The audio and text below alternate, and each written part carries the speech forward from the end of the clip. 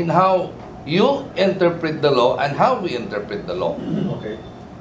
Because there could be some sabotages that can be possibly done by our corresponding opponents, which could, you know, be violative to your own interpretation, but to ourselves, we have no knowledge of. Okay.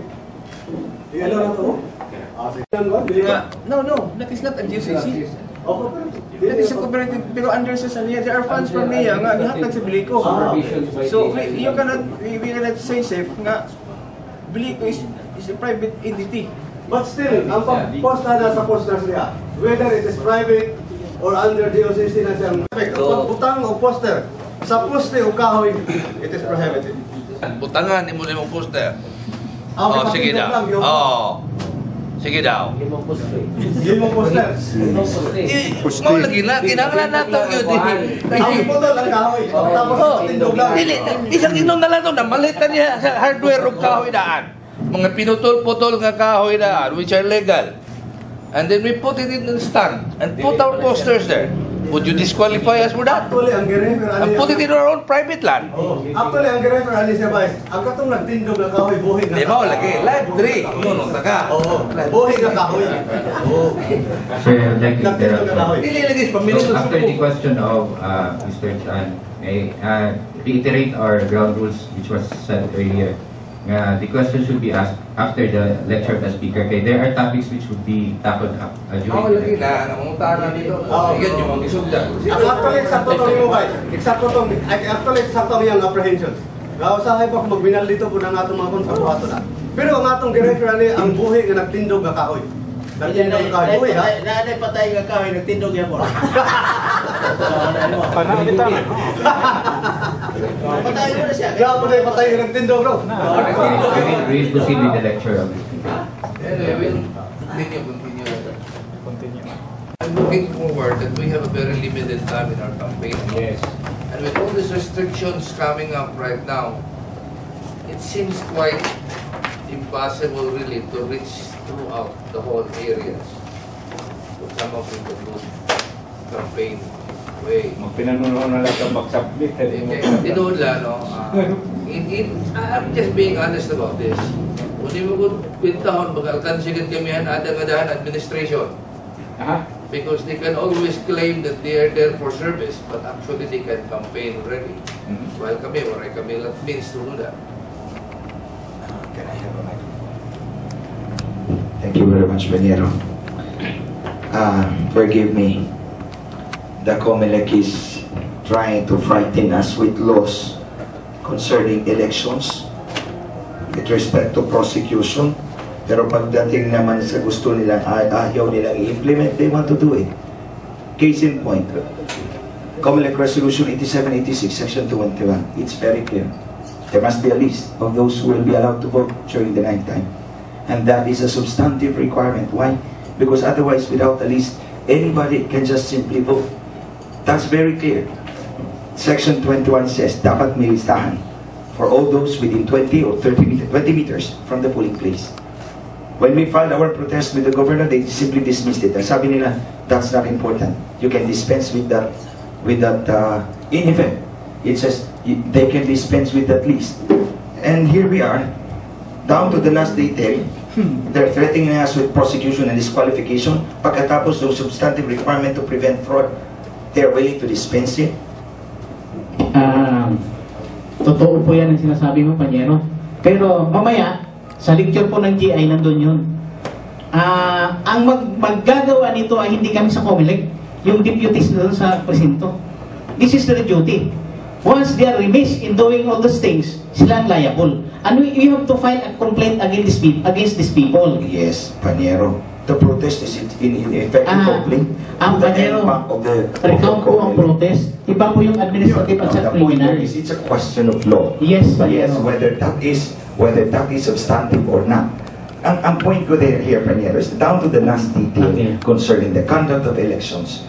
Actually, to the point nga, if you will really look at it, we are given so little elbow room within which to promote our candidacy. And then hindi ikaw ha, yung mga boss mo, especially the white-haired man. Not you, personally. Yes. I have no quarrel with you. And ang point ko there is this.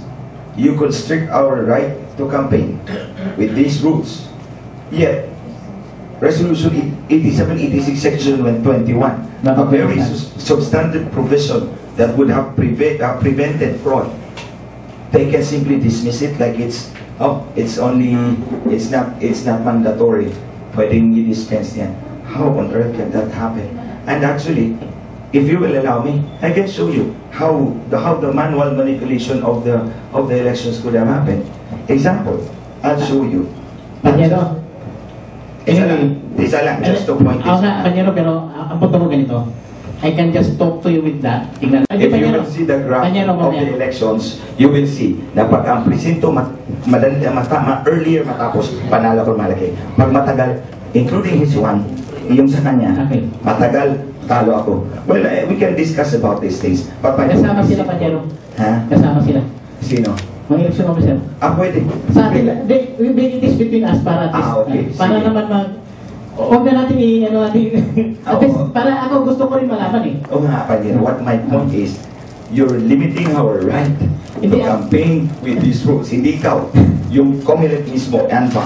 Yes. But the problem is, when it comes to prosecuting, well, this one... Those not violate. Yeah, it's like a Damocles sword hanging over your heads. Now, when you go beyond the bounds of law, yes, you can actually get disqualified. But what about the substantive requirements to prevent fraud that the COMELEC can easily dispense with, if it suits them? Aside from, ito pa, meron ka isa. I filed an action against 3 DEIs from assault. The complaint is very simple. The evidence, ito yung EDCBL. Naalini ang mga pirma, ang mga kampan, and there are death certificates of these names. Nangamatay na to. How come they voted on election day? Panyero. Panyero, ang tanal ako, kung saan na ito sa kung kaso? Hindi ko alam. Ipahin mo sa akin. Hindi, ikaw na yung incident that happened during your campaign. Hindi, ngayon ako. Kung siguro ang election of ang PES, I would be willing to grant COMELEC. Pero siguro 80% trust. Pero without you there, 30%, 25% rami. Or to be honest. Ako lang hangin niyo. Panyero, ako lang hangin niyo. Could you follow up on that one? Because I actually wrote Hapson about it. Bigyan mo ako ng ano? Mo siya. Bigyan mo ako ng ano? Ang case number. Para... Hindi, kayo bigyan sa law department ng Pinay. It was filed here sa PES because it will be referred back to Manila, di ba? Hindi po. Because it should be filed here and also in the PES automatically must conduct an investigation to that. Section 34 yes, we filed it July 20, 2010. And I didn't hear anything until now. Panyero ka. Bigyan mo ko ng kopya. Then, tingnan natin kung anong... Okay, sige. What is in the rule. Para at least, kung hindi pa gumalaw yung kaso mo, pagalawin natin. Oh, sige. Ako itong taga-antigag ko. Because it's been 3 years and there are still a lot of PES we're going to sue. Yes. And there's really a number of them. And they should be taught a lesson, even if that lesson is very hard. Yes. They will be hard, but it must be the law. Yeah. One more thing. When I talked to the PEIs in Kaibiran, and I showed them this evidence that every movement of the computer is dated, May time, and that you cannot escape, especially to a person who knows how to interpret them. May gisulti sila na ituduan sila ng watchers should be on the opposite side of the room. I don't know who that election officer was because they didn't tell me anymore. As I understand, ang watchers must be close to what they are supposed to be watching, not on the opposite side. And that's why ang mga patay na mutar, ang mga wadin na mutar. Mr. Chairman, in Kaukap, let me finish if you're supposed to respect me. Ang mga patay ay mga sa Kaukap, shaded na daan ng balot. Kasama yaman. Sige. I'm really willing to grant you 80%, pero COMELEC na 20%, 6%. Bakit 80%? 100% mo na. Yan ang hinihingi ko. COMELEC. Please trust me. As kilala mo ako. Panyero. Kung ikaw lagi, imong person, pero with the entirety of the COMELEC institution, Panyero, there should always be. Ang mag-comment ko lang dito sa iyo ngayon, i-level ko ang playing field. Kung mayroon kang reklamo, mayroon kang ebidensya na gumawa yan, submit it to me. I-proceed natin. Sige, anyway, ang ato lang ang akong concern is ang katong sa BEI. Sige. So, saan ka na lang una for now? Wala na ako. Okay. So, another question.